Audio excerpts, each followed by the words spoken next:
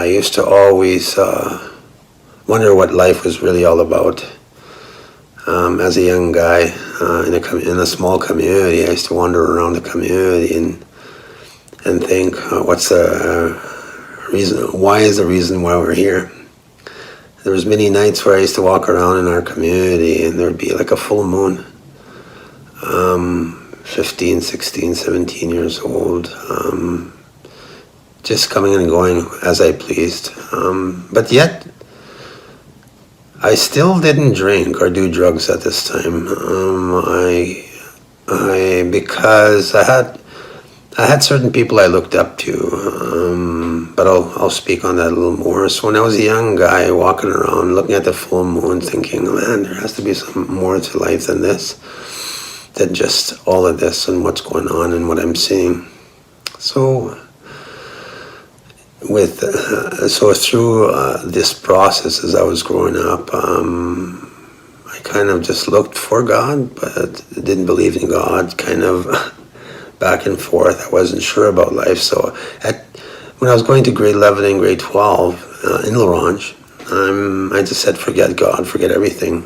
So I just went to high school in L'Orange and I was going to Catholic church at the time. I was sent all the time to go, almost every second day. And I didn't know, where is God? That was my thought. So I left to L'Orange to go and get my schooling, and then I went through the process of school, graduated, and that's when I drank for the first time. After that, I just worked and drank and partied. And you think you're in control. At least I thought I was. And then in this process, it was a downward spiral from there, because when I started drinking, it was like I went to work, but I partied. And so it was quite a lifestyle. The same thing that I seen my parents go through, I started going through that same steps, things that I said I wasn't going to be like. And I went through the same path, alcohol abuse, just everything else. But through that process, I went down a downward spiral. So in this process, I was taking cocaine and taking drugs, and I was hitting some rock bottom times. And then in 1999, I seen people's lives start to change, and I used to wonder, is there really something there? So in May 18th, I experienced that 2000. I'll maybe back it up maybe a year prior to this. I had an accident, a vehicle accident, a rollover, and I heard a voice speak to me to put my seatbelt on, and in my language, because I speak Cree as well, and in English, back and forth, and finally witnesses said that were in the vehicle said I was like intoxicated, and I just shot right up and I put my seatbelt on. And after I did that, I fell down, never moved again. But 15, 20 minutes later, the truck flipped. And I don't remember the thing until I came to. I was hung upside down on the seatbelt. And I didn't think of much of that. But I heard that voice speak to me. And then my life didn't change, even in that experience. Then I experienced something else. 6 months later, this time I was in the vehicle. This time I was driving, and I had a head-on collision. And I wondering, my life was getting worse and worse and worse. And this was in January that I got into that accident, January 12th in 2000. And then I lost my license in April, and then all of a sudden, just like I had nothing in my life. I lost my job, I lost everything. And then people started witnessing to me about Jesus. And I said, "Wow, really? Is really Jesus? Is this real?" And then in May 18, there was a tent meeting, and that's when I said, I'm going to check this out. As soon as I walked in and I encountered the presence of God in that tent, and I heard that voice that was speaking, that was preaching.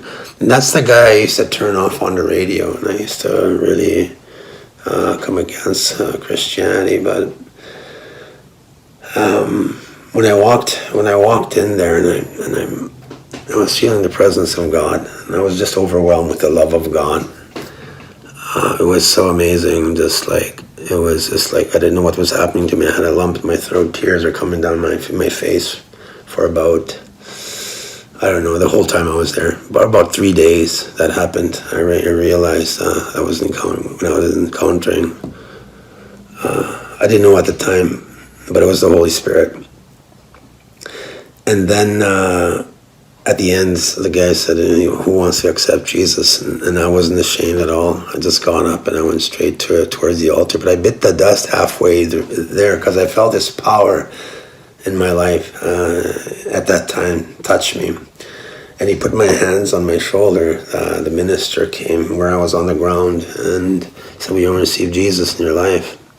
And so as I accepted Jesus, I realized for the first time that the Bible, there was the Father, the Son, the Holy Spirit, and a voice was speaking to me at this time. And that's the same voice I heard in the truck, in that rollover, when he told me to put my seatbelt on in my language, in English. And I knew that was the Holy Spirit. And Jesus was ministering to me, and my life has never been the same since then. And my life changed drastically, and my health. I got my job, I got my license, I got everything back that I've lost, and then I came to fast forward it to now. Last few years ago, I went to Bible school, graduated there. I did practical theology, and I met my wife, and now the Lord has really changed my life. I'm in an amazing marriage and family. I have my own son. The things that I've always wanted in my life, I'm giving that to him. And in a marriage, and in my marriage, I'm always learning, and God's doing amazing things within my marriage as well. And I know I'm going long-winded here. I was only going to speak on 5 minutes, but I just wanted to have an overall share. So it's been amazing, and I've been just I've been so blessed in my life, and I could share more if you have questions. When we do meet and talk, I'd love to share more. So thank you very much. Talk to you then.